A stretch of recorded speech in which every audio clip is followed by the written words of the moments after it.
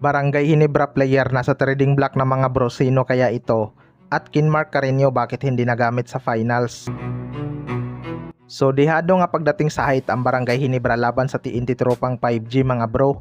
Marami ngang nagtatanong kung bakit hindi man lang ginamit ni Coach Timcon itong si Kinmark Carreño, lalo na sa finals kahit kailangan nila ng big man, pang depensa kay Brandon Ganuelas Roser at Charisma Colo. Well, para sa akin mga bro, alam naman natin na hindi masyadong gumagamit ng maraming player itong si Coach Timcon sa kanyang rotation, lalo na kapag finals. Nandyan kasi si Japet Aguilar at Roy Rosario na maganda naman ang pinapakita lalo na sa depensa at opensa. Hindi pa rin kasi masyadong gamay ni Kinmark Carreño ang sistema ni Coach Timcon mga bro, kaya crucial talaga kapag susugal si Coach Timcon kay Kinmark Carreño. Isang wingman nga ang role ni Kinmark Carreño mga bro, magka-position nga sila ni Justin Brownlee at Roy Rosario.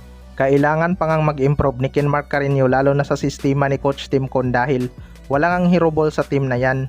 Kahit sabihin nating star player siya sa tira per Magip pagdating sa Barangay Hinebra, pantay-pantay nga silang lahat. Kahit nga si Isaac Go mga bro na nauna pang dumating kay Kinmark Carreño sa Barangay Hinebra, ay hindi pa masyadong alam ang sistema ni Coach Timcon. Kailangan nga nilang i-improve ang kanilang speed at depensa. Kaya tingnan na lang natin next conference. Sa kabilang banda naman mga bro, Barangay Hinebra player na sa trading block na daw, sino kaya ito? Ito nga Barangay Hinebra ay inaasahang gagalaw mga bro bago magsimula ang Governors Cup. Marami ngang may gusto na i-trade itong si Stephen Holt matapos ang kanyang napakaalat na performance. Nag-struggle talaga itong si Stephen Holt, partikular na sa opensa. Pero ayon nga sa source mga bro, may player na daw sa Barangay Hinebra na nasa trading block.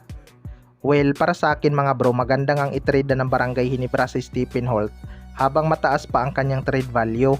Kitang-kita naman natin na bumababa na talaga ang kanyang kumpiyansa. Kahit sabihin nating depensa ang pinapatrabaho ni Coach Timcon, iba pa rin yung may depensa at aggressive sa opensa. Pwede nga nila itong i-trade kay Alex Stockton kung papayag ang Converge. Mas masipag pa nga tong si Alex Stockton kaysa kay Stephen Holt. Marami nga lang haters tong si Alex Stockton dahil napapahamak niya nga ang Converge sa kanyang mga maling desisyon sa endgame. Pero kapag napunta to sa Barangay Hinebra mga bro, baka magbago ang kanyang decision making dahil mahuhubog talaga ang kanyang laro. May shooting naman tong si Stephen Holt mga bro, masyado lang talaga ang takot tumira. Kaya kapag na-open siya, may pressure pa rin ang kanyang tira. Noong do or die game nga, kahit free throw hindi niya maipasok. Habang tumatagal talaga mga bro, papalubog na ng papalubog ang kanyang laro. Kaya abangan na lang natin kung ititrade siya ng Barangay Hinebra sa Governors Cup. Kayo mga bro, anong masasabi nyo tungkol dito?